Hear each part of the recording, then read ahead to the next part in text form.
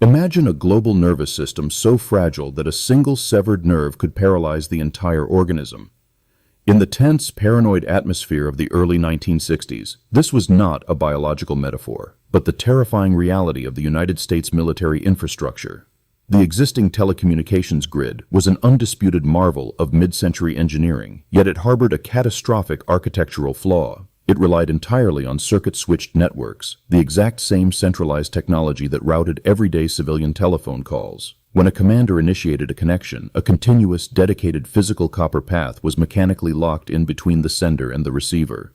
If an adversary were to drop a nuclear warhead on a major metropolitan routing hub, the entire chain would instantly vaporize, leaving the nation's retaliatory forces entirely cut off and blind in the crucial minutes of a crisis. The search for a survivable alternative led the Department of Defense to the RAND Corporation, a legendary think tank tasked with solving the most unimaginable, apocalyptic puzzles of the Cold War.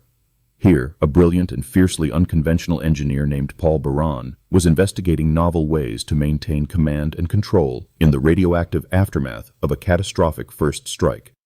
Baran quickly realized that reinforcing the existing centralized hierarchy was a fool's errand.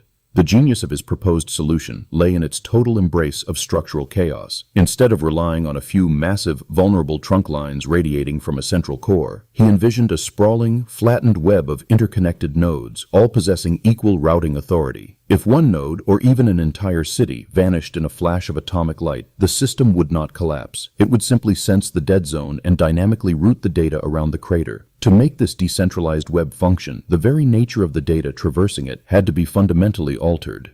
Traditional communication treated a message as a continuous, unbroken stream of analog information, much like water flowing steadily through a pipe.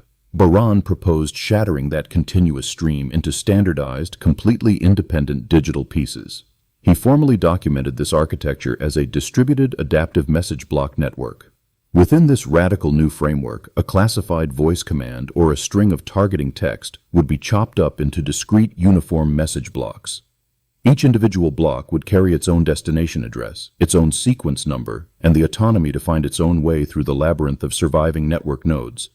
Think of it like mailing a highly sensitive manuscript to a colleague across the country. Instead of sending the bound book in a single vulnerable package, you tear out every single page, seal each in a separate envelope, and drop them into 100 different mailboxes across the city. The postal system routes each page independently. They might take vastly different highways or cargo planes, but they all arrive at the same destination, where the recipient reassembles them perfectly by page number. When Baran presented this theory to the dominant telecommunications monopoly of the era, the reception was notoriously hostile. The veteran engineers at AT&T, undisputed masters of the circuit switch domain, dismissed the concept as impractical, unworkable, and fundamentally flawed. They argued that the necessary routing equipment to process these independent blocks would be impossibly complex, prohibitively expensive, and ultimately slower than their dedicated lines. The initial spark of this decentralized vision seemed destined to gather dust in a classified filing cabinet. Yet, across the Atlantic Ocean, a remarkably similar revelation was unfolding entirely independently, driven by an entirely different catalyst. At the National Physical Laboratory in the United Kingdom, a prominent physicist and computer scientist named Donald Davies was wrestling with a civilian puzzle.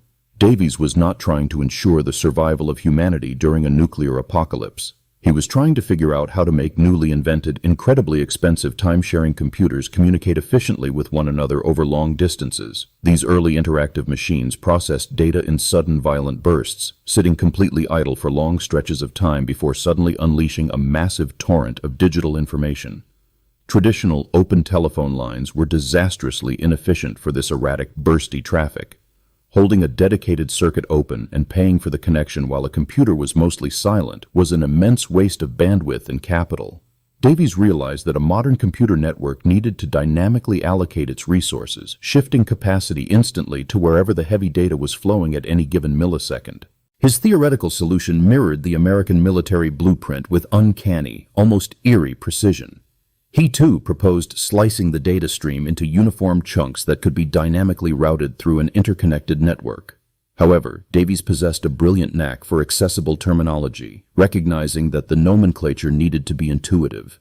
He discarded the clunky, militaristic jargon of message blocks. Instead, He coined a term that was snappy, memorable, and perfectly descriptive of the small, self-contained units of data traveling through the wires. He called them packets. The resulting methodology became known universally as packet switching. It was a profound convergence of military paranoia and civilian computing necessity, proving that highly complex problems often funnel brilliant minds toward the exact same foundational architecture. The conceptual groundwork was finally laid, but proving it could actually work in the physical world required unprecedented collaboration and immense government funding. This monumental mandate fell to the Advanced Research Projects Agency, a forward-thinking branch of the United States Department of Defense.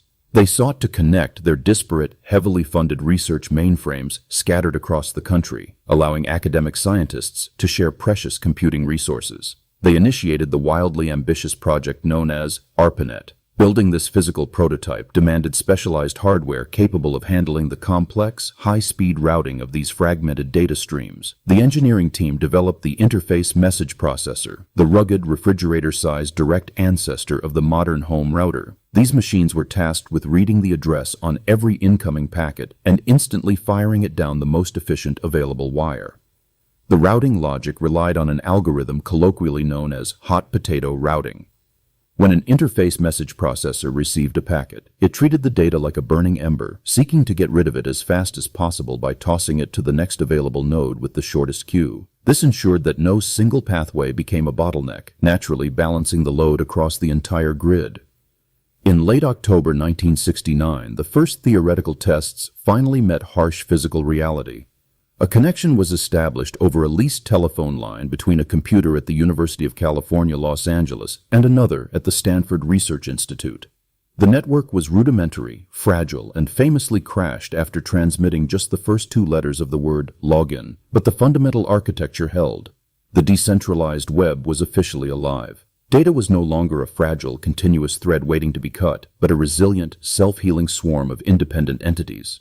If a line went down or a node failed during transmission, the interface message processors simply redirected the flow, sensing the digital blockage and finding a new route in fractions of a second without any human intervention. As ARPANET expanded its reach throughout the 1970s, the initial military imperative slowly faded into the background. The network rapidly became a vibrant, chaotic ecosystem for academic exchange, birthing early, unexpected forms of electronic mail and file transfer protocols. The resilient architecture proved just as adept at handling collaborative scientific research as it was designed to be at surviving theoretical nuclear detonations. Yet, a massive new engineering hurdle soon emerged. ARPANET was just one isolated network, and soon other packet-switched networks began popping up globally, utilizing entirely different coding languages and transmission protocols. The challenge shifted from simply moving data within a closed system to allowing entirely separate, incompatible networks to speak seamlessly to one another. This critical necessity birthed the Transmission Control Protocol and the Internet Protocol, the universal translation layer that allowed diverse computer systems to interoperate. These protocols relied entirely on the foundational logic of the fragmented data swarm. They provided the standardized digital envelopes and universal addressing systems that allowed the packets to navigate a sprawling, chaotic network of networks. The modern Internet was born directly from this synthesis. It stands as a testament to the strange, unpredictable, and often ironic trajectory of human innovation, a concept engineered specifically to ensure the survival of military command and control transformed, almost by accident, into the ultimate democratizing tool for open, global connection. Every time a high-definition streaming video buffers, every time an encrypted email is sent, and every time a complex web page loads on a mobile device, that initial Cold War logic is executing billions of times a second. The data is shattered, scattered across deep-sea optical fibers and copper wires spanning the globe, and reassembled flawlessly in the palm of your hand. Paul Baran lived long enough to see his theoretical survival mechanism become the indispensable nervous system of the modern world. He frequently downplayed his monumental individual contribution, famously comparing the invention of the Internet to building a grand cathedral over many generations. He noted with deep humility that everyone brings a single stone to the foundation, and his was simply placed early on. The echoes of that foundational idea followed every subsequent leap in digital communication. Donald Davies's elegant terminology stuck permanently, defining the very nature of modern digital traffic. The architecture of extreme resilience, born from the deepest fears of total destruction, became the architecture of unprecedented human creation. We now exist in a reality entirely shaped by the invisible mechanics of the distributed adaptive message block network. The genesis of packet switching reveals a profound and slightly unsettling truth about technological progress. The most revolutionary leaps forward often arise not from grand utopian visions of the future, but from the pragmatic, urgent need to solve the darkest, most terrifying problems of our time. The digital realm we inhabit today is a sprawling monument to redundancy, chaos, and decentralization. It is a world built entirely on shattered streams of information, finding their own way through the dark, proving that sometimes the only way to ensure a message truly survives is to tear it apart.